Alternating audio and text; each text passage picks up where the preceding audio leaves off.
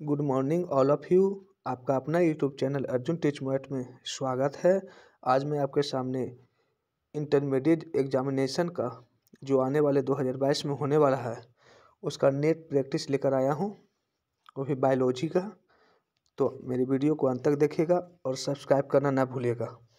तो देखिए, ये कुछ स्टूडेंट का निर्देश दिया गया है, उसे आप ध्यानपूर्वक पढ़ लीजिएगा एग्ज़ाम के दिन। देखिए पहला क्वेश्चन क्या है। तो जो पहला क्वेश्चन है, टैपिटल कोशिका होती है। टैपिटल कोशिका होती है। टैपिटल कोशिका जो होती है वो एंथर में होता है, यानी परागकोश में। तो टैपिटल कोशिका जो होती है वो कैसी होती है, तो बहुगुणित होती है। क्या होती है? बहुगुणित। टैपिटल कोशिका कैसी होती है? बहुगुणित। नेक्स्ट देखिए दूसरा क्वेश्चन। दूसरा क्वेश्चन है, केला उदाहरण है। केला किसका उदाहरण है? तो केला जो है बिना निषेचन के तैयार होता है, इसीलिए केला जो है अनिषेक फलन का उदाहरण है। किसका है? अनिषेक फलन। अंग्रेजी में कहेंगे तो पैर्थोनोकार्पी। पैर्थोनोकार्पी। नेक्स्ट जो क्वेश्चन है, खामीर का उपयोग इनकी तैयारी में की जाती है। खामीर यानी ईस्ट। ईस्ट का उपयोग किनकी तैयारी में की जाती है? तो ईस्ट का उपयोग जो है इथाइल अल्कोहल में, किसमें? इथाइल अल्कोहल में की जाती है ईस्ट का उपयोग। ठीक है दोस्तों, आगे देखिए। आगे जो क्वेश्चन है, मादा मनुष्य के मासिक चक्र को प्रभावित करता है। तो मादा मनुष्य के मासिक चक्र को प्रभावित करने वाला जो हार्मोन है वो 3 है। एक क्या? LH, दूसरा क्या? FSH, और तीसरा क्या? एस्ट्रोजेन। यानी ऑप्शन नंबर क्या बना? डी। कौन कौन? LH, FSH तथा एस्ट्रोजन। ये 3 जो है वो मादा स्राव को मादा मासिक स्राव जो मेंस्ट्रुएशन साइकिल होता है उसको प्रभावित करता है। नेक्स्ट क्वेश्चन देखिए, क्वेश्चन नंबर 5 में क्या है? किस ग्रंथि का स्राव शुक्राणुओं को पोषित करता है? कौन सा ग्रंथि जो निकालता है, कुछ सीक्रेशन करता है पदार्थों को जो शुक्राणुओं को पोषित करता है? तो उस ग्रंथि का नाम है प्रोस्टेट ग्लैंड्स। यानी ये किस में होता है? तो पुरुष में होता है। हिंदी में कहा जाए तो पौरुष ग्रंथि। कौन ग्रंथि दोस्तों? पौरुष ग्रंथि। नेक्स्ट देखिए, नेक्स्ट जो है, बाह्य निषेचन किस में होता है? तो बाह्य निषेचन यानी एक्सटर्नल फर्टिलाइजेशन। देखिए कुछ ऐसे होते हैं जो बाह्य निषेचन होता है। इसमें क्या होता है दोस्तों कि नर जो अपना स्पर्म है वो जाकर के कोई तालाब में गिरा देता है, और जो मादा है वो अपना ओवम यानी शुक्राणु और अंडाणु जो है वो शरीर के बाहर जुड़ता है। तो इसी को कहते हैं बाह्य निषेचन। तो ये किस में होता है? तो जेली फिश में। किस में होता है दोस्तों? जेली फिश में। और सी स्टार में भी होता है। तो यानी ऑप्शन नंबर कौन बना? दोनों। कौन बना? दोनों। नेक्स्ट क्या है? सिनर्जीड कोशिकाएं होती हैं। सिनर्जीड कोशिकाएं जो है वो होती है, कैसी होती है? तो सिनर्जीड कोशिकाएं अगुणित होती है। कैसी होती है दोस्तों? अगुणित। नेक्स्ट देखिए,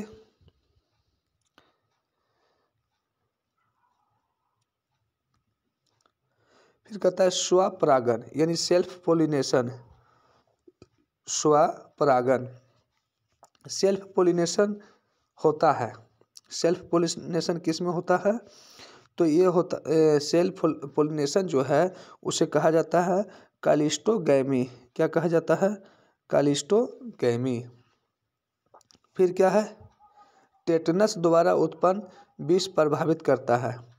टेटनस द्वारा उत्पन्न विष प्रभावित करता है। किसको प्रभावित करता है? तो जबड़े की हड्डियों को। किसको प्रभावित करता है? जबड़े की हड्डियों को। नेक्स्ट क्वेश्चन है क्वेश्चन नंबर 10, अबुर्दीय विषाणु रोगजनक है। अबुर्दीय विषाणु रोगजनक है, यानी अंग्रेजी में कहते हैं oncogenic. Oncogenic virus is a pathogen of, क्या है, तो ये ओन्कोजेनिक जो रोग है, रोगाणु है, वो कैंसर बनाता है। कौन रोग बनाता है? कैंसर। तो ऑन्कोजेनेसिस कैंसर को कहते हैं। अब देखिए आगे, पौधा में क्वेश्चन नंबर 11, पौधे में तीन-मारक प्रतिरोध जीन होता है। पौधे में तीन-मारक जीन प्रतिरोध होता है, तो इसको अंग्रेजी में कहते हैं herbicide resistance gene of plant is BT. कौन होगा? बीटी। नेक्स्ट देखिए, पेनिसिलिन, क्वेश्चन नंबर 12, पेनिसिलिन प्रतिजैविक उत्पन्न होता है। पेनिसिलिन प्रतिजैविक जो है वो किससे उत्पन्न होता है? तो पेनिसिलियम नोटेटम से। किससे होता है? पेनिसिलियम नोटेटम से। नेक्स्ट देखिए, जलक्रमक। जलक्रमक में क्वेश्चन नंबर 13, जलक्रमक में अग्रगामी समुदाय का निर्माण करते हैं। जलक्रमक में अग्रगामी समुदाय का निर्माण करते हैं। कौन करते हैं? तो ऑप्शन नंबर सी, यानी बैलिस्नेरिया, लेमना और साइपेरस। बेलिस्नेरिया, लेमना और साइपेरस। आगे देखिए, क्वेश्चन नंबर नेक्स्ट 14, थोड़ा सा फास्टली बता रहे हैं क्योंकि ऑब्जेक्टिव ज़्यादा है, ना तो लंबा वीडियो हो जाएगा। क्वेश्चन नंबर 14 क्या करता है दोस्तों? क्रस्टोज लाइकेन उदाहरण है। क्रस्टोज लाइकेन का उदाहरण है। कौन है? तो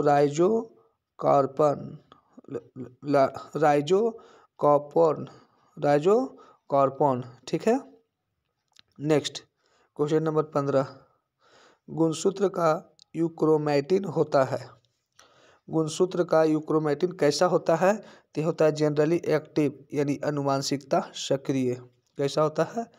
अनुवांशिकता सक्रिय, यानी जेनेटिकली एक्टिव।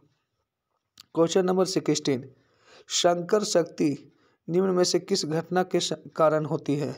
संकर शक्ति जो है निम्न में से कौन सी घटना के कारण होती है? तो विषम युग्मता। क्या होती है? विषम युग्मता, ठीक है। नेक्स्ट देखिए, क्वेश्चन नंबर 16 देखिए, जफरबंदी लिखा हुआ है, ऐसे होता है जफराबादी, जफराबादी, मुर्राह और मेहसाना नस्ल किसका है? तो जफराबादी, मुर्राह तथा मेहसाना नस्ल जो है वो भैंस का है। किसका है दोस्तों? भैंस का, यानी बुफालो का। नेक्स्ट देखिए, मछली के फ्लोर में प्रचुरता होती है। मछली के फ्लोर में प्रचुरता होती है क्या चीज का? प्रोटीन की। मछली के फ्लोर में प्रचुरता होती है किसकी? प्रोटीन की। नेक्स्ट देखिए, अनुदैर्ध्य विखंडन किसमें पाया जाता है? क्वेश्चन नंबर 19, अनुदैर्ध्य विखंडन किसमें पाया जाता है? तो बोर्टिसेला में। किसमें? Vorticella. Option number C, Vorticella. Next देखिए, मार्कनेसिया एक लिंगाश्रयी पौधा है तथा इसका यौन अंग विकसित होता है। मार्कनेसिया एक लिंगाश्रयी पौधा है। एक लिंगाश्रयी के मतलब समझते होंगे, जिसका शरीर में केवल एक ही लिंग होता है, यानी नर अलग मादा अलग, उसे एक लिंगाश्रयी पौधा कहा जाता है, यूनिसेक्सुअल। तो मार्कनेसिया जो है वो एक लिंगाश्रयी पौधा है तथा इसका अंग विकसित होता है। किस किस पर होता है? तो देखिए ऑप्शन 4 है, लेकिन जो होता है यानी इसका आंसर जो होगा वो डी होगा। क्या होगा दोस्तों? डी, यानी बी और सी दोनों हैं। कौन कौन? तो आर्कियोगोनियोफोर पर और एंथ्रेडियोफोर पर, यानी ऑप्शन नंबर डी, यानी बी और सी दोनों होगा। नेक्स्ट क्वेश्चन, क्वेश्चन नंबर 21, एक मोनोहाइब्रिड क्रॉस का जीन प्रारूप अनुपात होगा। मोनोहाइब्रिड यानी एक संकर संकरण, इसका जीनोटाइपिक रेशियो पूछ रहा है। तो इसका जीनोटाइपिक रेशियो जो होगा 1:2:1। क्या होगा? 1:2:1। और एक फिनोटाइप होता है, यानी ये तो जीन प्रारूपी है और एक होता है लक्षण प्रारूपी, उसका होता है 3:1। कितना होता है? 3:1। नेक्स्ट देखिए, एक जीन युग्म दूसरे के प्रभाव को छिपा दे तो ये घटना को क्या कहते हैं? तो इस घटना को कहते हैं प्रबलता। क्या कहते हैं? प्रबलता। अगर एक जीन दूसरे जीन के प्रभाव को छिपा देता है तो उसे क्या कहते हैं? प्रबलता। नेक्स्ट देखिए,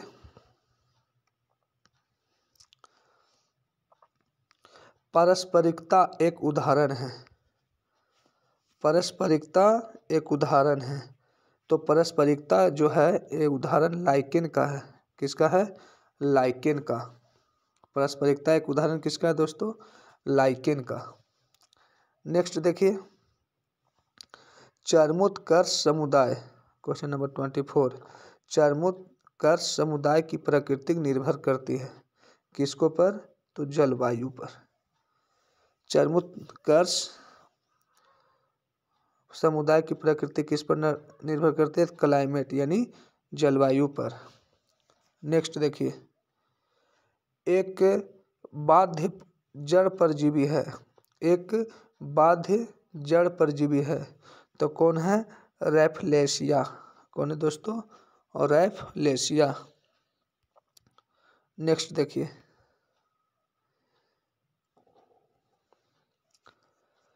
एक उत्परिवर्तन जन प्रदूषक है। एक उत्परिवर्तन जन प्रदूषक है तो ये कौन है? तो ये है नाइट्रोजन ऑक्साइड। कौन है दोस्तों? Nitrogen oxide. ये उत्परिवर्तन जन प्रदूषक है।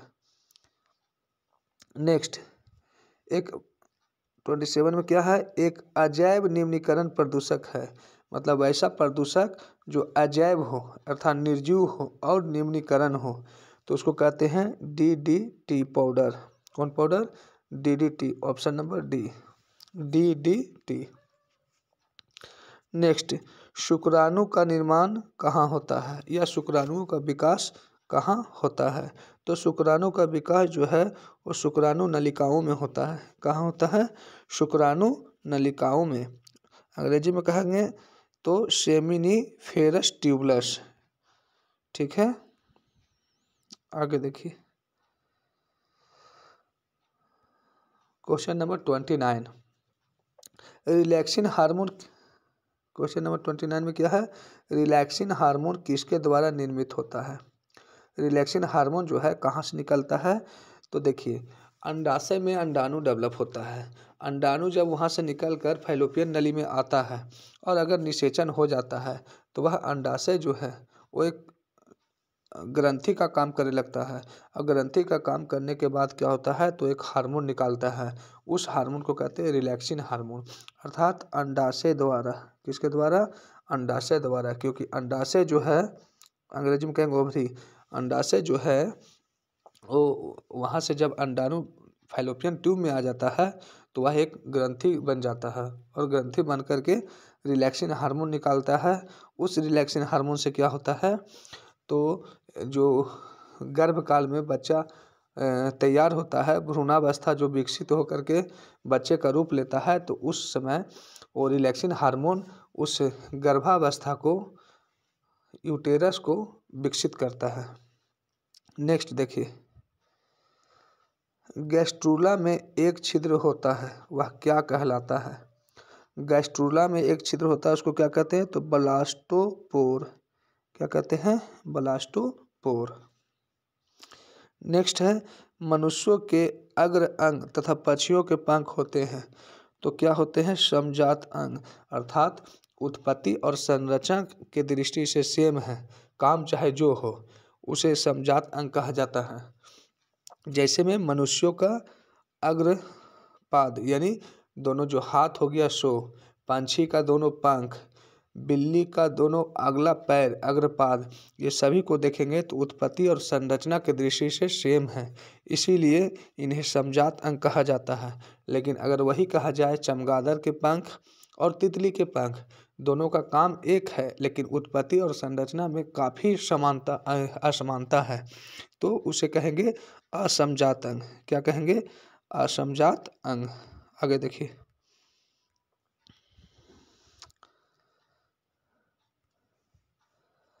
क्वेश्चन नेक्स्ट है, क्वेश्चन नंबर 32।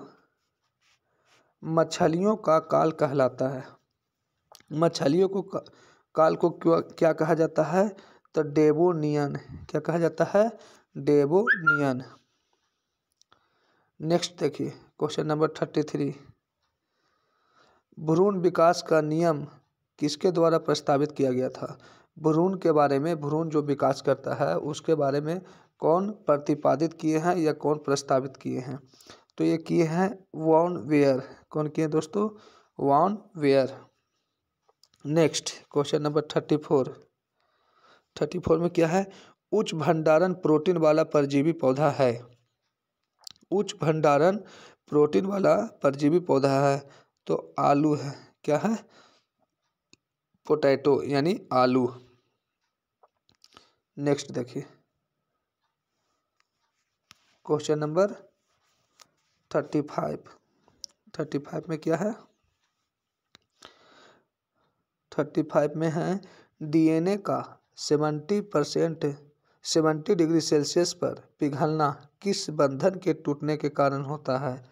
यानी डीएनए जो है वो 70 डिग्री सेल्सियस पर पिघल जाएगा, तो ये किस बंधन के टूटने से ऐसा होता है? तो यह जो है हाइड्रोजन बंधन। कौन बंधन? हाइड्रोजन बंधन। हाइड्रोजन का बंधन अगर टूट जाएगा तो 70 डिग्री सेल्सियस पर डीएनए जो है पिघल कर टूटना शुरू हो जाएगा। Next question, question number 36। Biolistic gun किसके लिए उपयुक्त होता है? बायोलिस्टिक गन किसके लिए उपयुक्त होता है? तो बायोलिस्टिक गन जो है पादप कोशिकाओं के स्थानांतरण के लिए उपयुक्त होता है। किसके लिए? पादप कोशिकाओं के स्थानांतरण के लिए उपयुक्त होता है। नेक्स्ट देखिए, क्वेश्चन नंबर 37। भारत के प्रसिद्ध जीवाश्म वैज्ञानिक कौन थे? भारत के प्रसिद्ध जीवाश्म वैज्ञानिक कौन थे? तो उनका नाम है बी साहनी। क्या नाम है दोस्तों? बी साहनी। क्वेश्चन नंबर 37 का option number A, B Sahni. Next देखिए, क्वेश्चन नंबर 38। कवक कोशिकाओं से डीएनए विलयन करने में कौन सा एंजाइम प्रयुक्त होता है? कवक कोशिका से डीएनए को अलग करने में कौन सा एंजाइम का प्रयोग किया जाता है? तो यह एंजाइम जो है वो है काइटिनेज। क्या है दोस्तों? काइटिनेज। नेक्स्ट देखिए, नेक्स्ट क्वेश्चन देखिएगा 39। 39 का क्या है? निम्नलिखित में से कौन प्रतिबंधन एंजाइम है? निम्नलिखित में से कौन प्रतिबंधन एंजाइम है? तो प्रतिबंधन एंजाइम इसमें हिंद-2। कौन है? हिंद-2। क्वेश्चन नंबर 40 देखिए। एक जीन जिसकी अभिव्यक्ति रूपांतरित कोशिका की पहचान करने में मदद करता है वह है। एक जीन जिसकी अभिव्यक्ति रूपांतरित कोशिका की पहचान करने में मदद करता है वह है। क्या है वह? तो वह है दोस्तों वर्ण योग चिन्हक। क्या है? वर्ण योग चिन्हक यानी selectable marker. Selectable marker. Next है 41 के देखिए। निम्नलिखित में से विकासशील भ्रूण में एमिनियोसेंटेसिस द्वारा किसका पता नहीं लगाया जा सकता है? यानी सबका पता लगाया जा सकता है लेकिन किसका पता नहीं लगा? देखिए एमिनियोसेंटेसिस, एमिनियोसेंटेसिस का मतलब होता है भ्रूण के बारे में, उसमें कोशिकाएं के बारे में पता करना। तो ये किस में पता नहीं लगाया जा सकता है? तो डाउन सिंड्रोम में लगाया जा सकता है, क्लाइन फेल्टर सिंड्रोम में भी लगाया जाता है, भ्रूण का लिंग में भी लगाया जाता है, यानी तीनों ऑप्शन नहीं होगा। होगा कौन? जॉन्डिस, क्योंकि क्वेश्चन कह रहा है नहीं। जॉन्डिस या पीलिया रोग जो है वो एमिनियोसेंटेसिस द्वारा भ्रूण के विकास के बारे में पता नहीं लगाया जा सकता है। नेक्स्ट देखिए क्वेश्चन नंबर 42। 11 जुलाई को मनाया जाता है। 11 जुलाई को क्या मनाया जाता है? तो 11 जुलाई को विश्व जनसंख्या दिवस, विश्व जनसंख्या दिवस जो है 11 जुलाई को मनाया जाता है। नेक्स्ट देखिए क्वेश्चन नंबर 43 क्या है? तो एमटीपी गर्भावस्था के कितने सप्ताह तक सुरक्षित माना जाता है? तो कितने सप्ताह तक जो है एमटीपी सुरक्षित माना जाता है? तो ऑप्शन होगा सी 12 सप्ताह। कितने दिन? 12 सप्ताह, 12 वीक्स। नेक्स्ट क्वेश्चन देखिए 44 का। एक जीन एक एंजाइम सिद्धांत किसने प्रस्तावित किया? एक जीन एक एंजाइम सिद्धांत किसने प्रस्तावित किया? 1 gene 1 enzyme theory was proposed by, कौन किए हैं? तो इसके वैज्ञानिक है बीडल और टैटम। क्या है? बीडल और टैटम। देखिए नेक्स्ट, थोड़ा स्पीड चल रहे हैं क्योंकि बहुत सा ऑब्जेक्टिव है, नहीं तो वीडियो लंबा बन जाएगा। नेक्स्ट जंक 45 में देखिए जंक डीएनए क्या है? तो जंक डीएनए जो है इंट्रॉन है। क्या है? इंट्रॉन। नेक्स्ट देखिए 46 के। अनुवांशिक कूट होता है। अनुवांशिक कूट कैसा होता है? तो अनुवांशिक कूट कॉमा रहित होता है, यानी कॉमा नहीं होता है। अनुवांशिक कूट कॉमा रहित होता है। नेक्स्ट देखिए 47 का। टेस्ट टू बेबी प्रोग्राम निम्नलिखित में से किस तकनीक का प्रयोग करता है? टेस्ट टू बेबी जो है वो निम्नलिखित में से कौन सा तकनीक का प्रयोग करता है? तो ZIFT, ZIFT। नेक्स्ट देखिएगा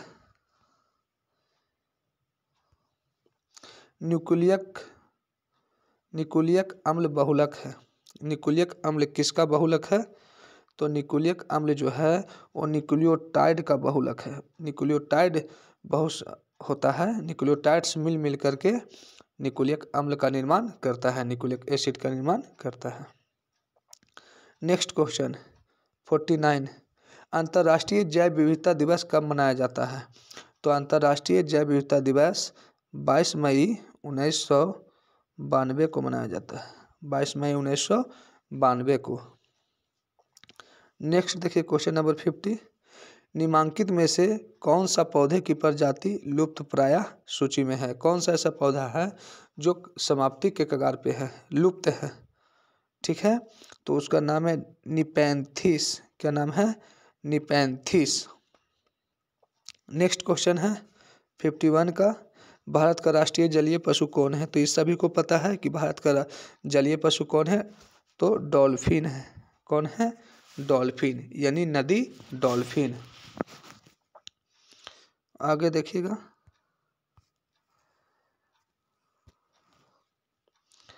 निम्नलिखित में से कौन सा समापन कूट है? निम्नलिखित में से कौन समापन कूट है? तो समापन कूट जो होता है वो 3 गो होता है, UAA। ठीक है, उसके बाद है UGA। ठीक है, और एक क्या है? UAG। 3 गो समापन कूट है। तो ऑप्शन नंबर कौन मिलेगा इसमें? तो मिला लीजिए UAG, यानी ऑप्शन नंबर ए, यानी तीनों जो है ये समापन कूट है। नेक्स्ट देखिए प्राकृतिक आवास में जीवों का संरक्षण क्या कहलाता है? जैसे जो जीव जंगल में है या प्राकृतिक आवास में है तो वहीं पर उसको अगर सुरक्षा कर देंगे तो क्या कहलाएगा? स्वस्थाने संरक्षण, माने उसी स्थान पर सुरक्षा दे देना, स्वस्थाने संरक्षण। नेक्स्ट देखिए 54 का। निष्क्रिय प्रतिरक्षा की खोज किसने की? निष्क्रिय प्रतिरक्षा की खोज किसने की? तो एमिल वॉन बेहरिंग। किसने की? Emil von Behring. नेक्स्ट देखिएगा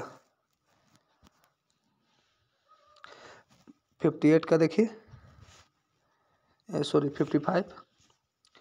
प्लाज्मा कोशिका प्राप्त होती है। प्लाज्मा कोशिका जो है वो किससे प्राप्त होती है? तो प्लाज्मा कोशिका जो है वो प्राप्त होती है किससे दोस्तों? तो मेमोरी बी कोशिका से। किससे? मेमोरी बी कोशिका से, मेमोरी बी सेल्स से। नेक्स्ट क्वेश्चन 56 का, चिकन पॉक्स किसके कारण होता है? चिकन पॉक्स किसके कारण होता है? तो जो चिकन पॉक्स होता है वो है बैरीशेला जोस्टर विषाणु के कारण। किसके कारण? बैरीशेला जोस्टर विषाणु के कारण। नेक्स्ट देखिए 57 में, आनुवांशिक अभियांत्रिकी में प्रयुक्त आणविक कैंची कौन सा है? कैंची माने काटने वाला, तोड़ने वाला, इंजीनियरिंग करने वाला। तो कौन सा कैंची है जिससे आनुवांशिक अभियांत्रिकी किया जाता है, यानी काट करके जोड़ा जाता है? तो उसका नाम है प्रतिबंधन एंडोन्यूक्लिएज। ऑप्शन नंबर सी, प्रतिबंधन एंडोन्यूक्लिएज। नेक्स्ट क्वेश्चन देखिए 58 का, एक मानव निर्मित येलो पॉलीप्लॉइड अनाज की फसल है। एक मानव निर्मित येलो पॉलीप्लॉइड अनाज की फसल है, तो कौन है दोस्तों? तो ये है ऑप्शन नंबर बी, टिटरी काले। कौन है? टिटरी काले, टिटरी काले। नेक्स्ट देखिए, नेक्स्ट जो है 60 नंबर क्वेश्चन, प्रथम नैदानिक जीन थेरेपी किसके उपचार के लिए की गई थी? तो प्रथम नैदानिक जीन थेरेपी जो है वो ACID के लिए की गई थी, ACID। नेक्स्ट, तंबाकू के पौधे को कौन सा भाग मेलोएडोगाइनी इनकोगनिटा से संक्रमित होता है? तो तंबाकू के कौन सा भाग जो है मेलोएडोगाइनी इनकोगनिटा से संक्रमित होता है, यानी इन्फेक्टेड होता है?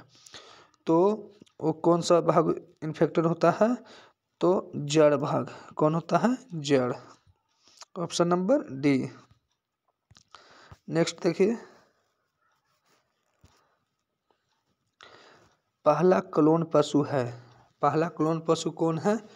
तो पहला क्लोन पशु डॉली भेड़ है। कौन है? डॉली भेड़, यानी ऑप्शन नंबर ए, डॉली भेड़। नेक्स्ट 63 की देखिए, शोर से अधिक होने पर ध्वनि प्रदूषण पैदा होता है। शोर से अधिक ध्वनि प्रदूषण होगा तो अधिक पैदा होगा कितना ध्वनि? तो 80 से 99, यानी 80 से 99 डेसिबल, यानी ऑप्शन नंबर डी। नेक्स्ट देखिए 64 में, निम्नलिखित में से कौन सा जैव निम्नीकरण है? उसमें अजैव था तो DDT मारे थे, लेकिन कह रहा है जैव निम्नीकरण जो जीव जंतु से प्राप्त होता है। तो जीव जंतु से पॉलीथीन तो नहीं होगा, DDT भी नहीं होगा, प्लास्टिक भी नहीं होगा। कौन होगा? वहित मल जल, ऑप्शन नंबर डी, वहित मल जल। नेक्स्ट देखिए,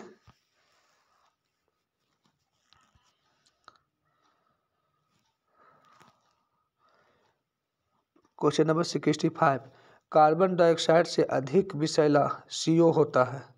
कार्बन मोनोऑक्साइड, कार्बन डाइऑक्साइड से ज़्यादा विषैला कौन होता है? Carbon monoxide. क्यों ऐसा होता है? क्योंकि हीमोग्लोबिन की ऑक्सीजन वहन क्षमता को कम कर देता है। कौन? कार्बन मोनोऑक्साइड, यानी option number D, carbon dioxide से अधिक विषैला होता है कार्बन मोनोऑक्साइड, क्योंकि यह क्या करता है? तो हम हीमोग्लोबिन का क्या काम है? तो ऑक्सीजन को पकड़ना, ऑक्सीजन को बंधन बनाना और पूरी कोशिकाएं तक पहुंचाना। तो ये क्षमता को कमी कर देता है, हीमोग्लोबिन में ऑक्सीजन वहन करने की क्षमता को कमी कर देता है। कौन? Carbon monoxide. इसीलिए कह सकते हैं कि कार्बन डाइऑक्साइड से अधिक विषैला है कौन? Carbon monoxide.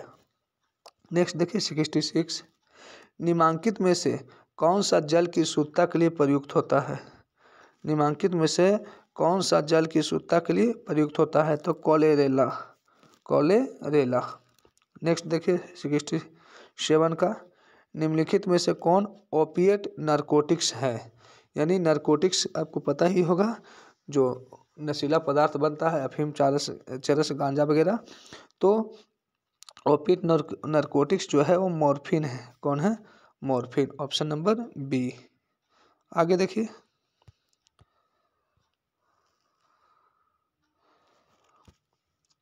डीएनए का मिथाइलेशन कहाँ होता है। डीएनए का मिथाइलेशन कहाँ होता है?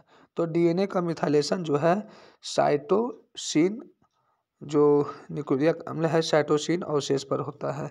यानी सी, ऑप्शन नंबर सी अवशेष पर। किस पर? सी अवशेष पर। 69 के देखिए, डीएनए का प्रतिकृतिकरण होता है। डीएनए जो होता है उसमें दोहरी धागा का होता है, और दोनों धागा एक धागा में एक ओर होता है 5' तो दूसरी ओर होता है 3'। एक तरफ 3' तो एक तरफ 5'।